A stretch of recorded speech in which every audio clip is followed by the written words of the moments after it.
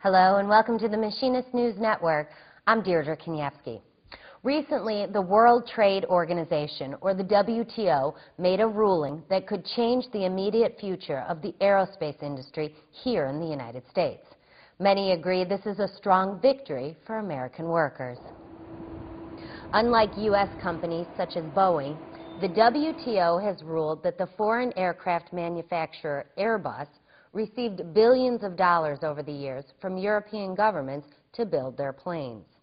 According to the ruling, that goes against the WTO fair trade practices.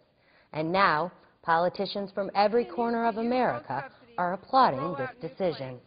The WTO ruled that the European governments have provided Airbus more than 15 billion euros in launch aid, subsidizing every model of aircraft ever produced by Airbus in the last 40 years.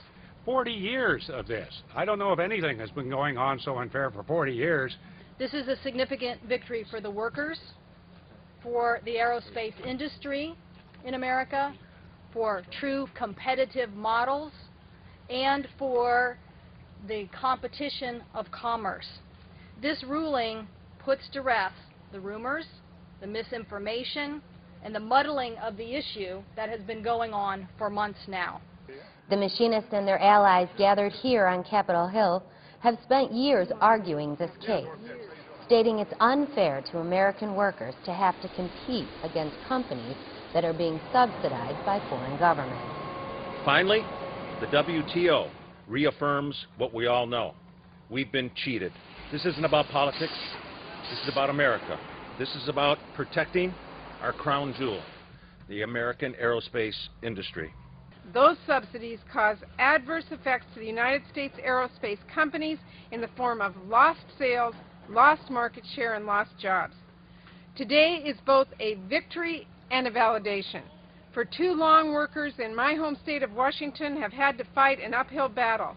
Instead of just competing with Airbus, they have been forced to compete with the deep pockets of European governments that supply Airbus with launch aid, illegal launch aid. In addition to being a victory for aerospace workers in the long term, the immediate gains could be substantial. The people gathered here believe this decision should be factored in as the Pentagon decides who's going to build the next generation of Air Force refueling tankers. Bottom line is that but for launch aid, Airbus would not have been able to develop any of its existing aircraft in the time frame or the terms in which they came to market.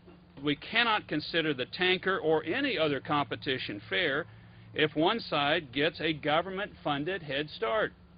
For many on Capitol Hill, this isn't a Democrat or Republican issue. Rather, it's an American issue, and that's all. What is more red, white, and blue than our country's principles of hard work and fairness? Our military needs it, our economy needs it, and our families are counting on it.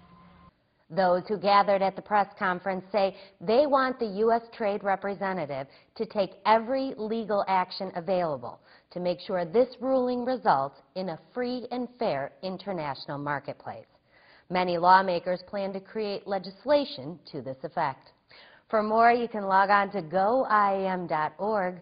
Thanks for watching, and we'll see you next time on the Machinist News Network.